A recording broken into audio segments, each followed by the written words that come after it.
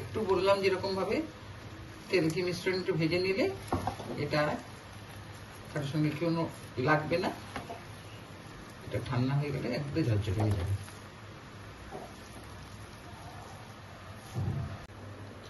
আজ আমি আপনাদের সামনে যে উপস্থাপনা নিয়ে আসছি সেটি হলো চাল পটল। পটলের ভ্যারাইটিস আইটেম আমি দেখিয়েছি এবং হয়ও, সেই জন্য আজকে একটি নতুন আইটেম দেখাচ্ছি, চটজলদি পটল, চাল পটল। তার জন্য আমি কি কি নিয়েছি, এখানে পটলগুলো নিয়েছি, আমি কেটে দেখাবো কি করে কাটবো। আর গোবিন্দভোগ চাল নিয়েছি এখানে 400 গ্রাম গোবিন্দভোগ চাল, ধুয়ে আমি জল ঝরাতে দিয়েছি। ইনগ্রিডিয়েন্টস একটু বলে দিচ্ছি আপনাদেরকে। সাদা তেল, অবশ্যই সাদা তেল আর ঘি মিশ্রণে বানাবো। কাজু কিশমিশ, তেজপাতা, গোটা শুকনো লঙ্কা, গোটা গরম মশলা, হলুদ, নুন, একটু জিরের গুঁড়ো, গরম মশলা। প্রথমে আমি পটলগুলোকে চেঁচে নেবো, ছাল ছাড়াবো না।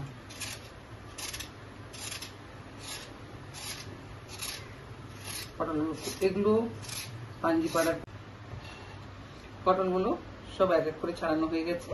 এবারে আমি কেটে নেব। পটলগুলো ধুয়ে পরিষ্কার করে নিয়েছি। এবারে কড়াইতে তেল নিই, একটু হলুদ দিচ্ছি, পটলগুলো দিয়ে একবারে ডিপ ফ্রাই করে ভেজে নেব।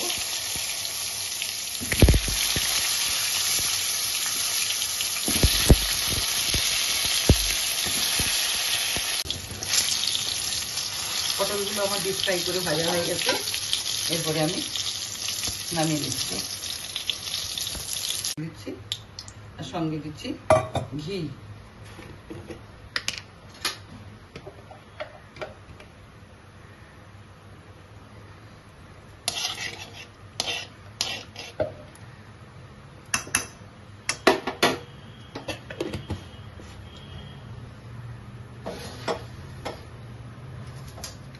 গোটা শুকনো লঙ্কা ফোড়ন দিচ্ছি, গোটা সহ, দেখতে ভালো লাগবে। গোটা গরম মশলা আর দিচ্ছি তেজপাতা।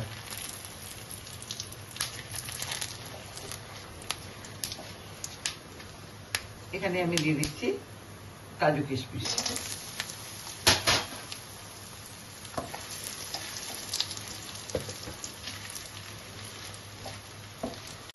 ধোয়া চালটা জল ঝরানো দিয়ে দিচ্ছি,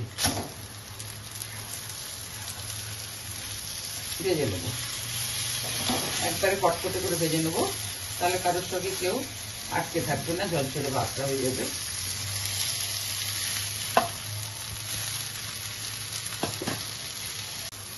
বা যদি বাড়িতে কোনো মাছ মাংস না থাকে, একটু ডিমের কারি, এটা আজকে আমি ডিমের কারি দিয়েই খাবো। একটু ডিমের কারি বা কোনো এঁচড়ের তরকারি বা ফুলকপির তরকারি, যেগুলো নিরামিষ আইটেম, একটা ভেজিটেবল থাকবে আর সঙ্গে এটা চাল পটল, ভীষণ মুখর। এরপরে আমি জল অ্যাড করবো। জল কতটা দেবো, এখানে আমার 400 গ্রাম চাল দিয়েছি আমি, এখানে আমি 1 লিটার জল দেবো।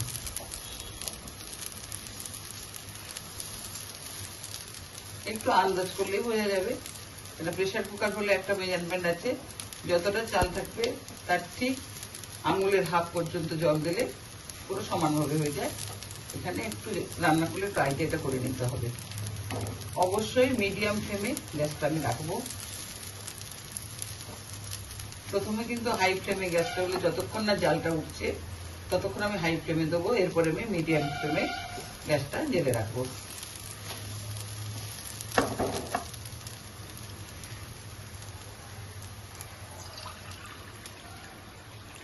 এখানে আমি 4 বাটি জল দেবো।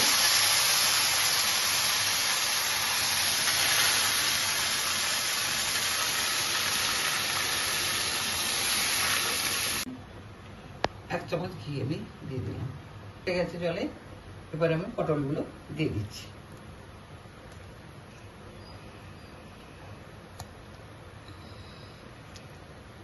এর আগে আমি দেখিয়েছিলাম, এটা প্লেন পটল। আর দিয়ে দেবো মাঝখানে আমি অবশ্যই একদম খুলে রেখে নিয়েছিলাম,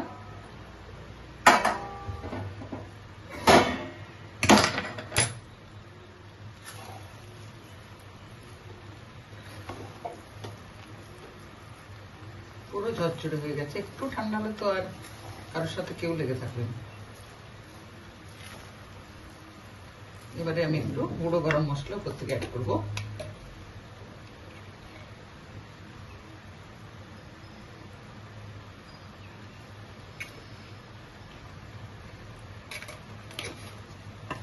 উপর নিচ করে মিশিয়ে দেবো একটু।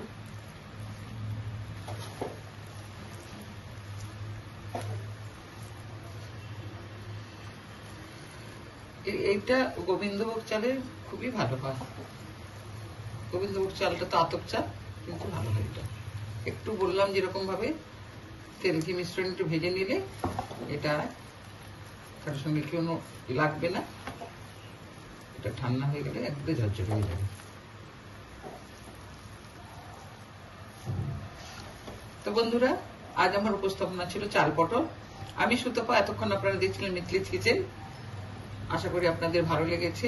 অবশ্যই নিজেরা একবার ট্রাই করে খাবেন। নিজের হাতে করলে জিনিসটা খুব সহজ পদ্ধতিতে হয়ে যাবে, খুব সোজা লাগবে। আপনারা সবাই সুস্থ থাকুন, ভালো থাকুন। আগামী পর্বে আবার আসছি নতুন কোনো উপস্থাপনা নিয়ে। টাটা।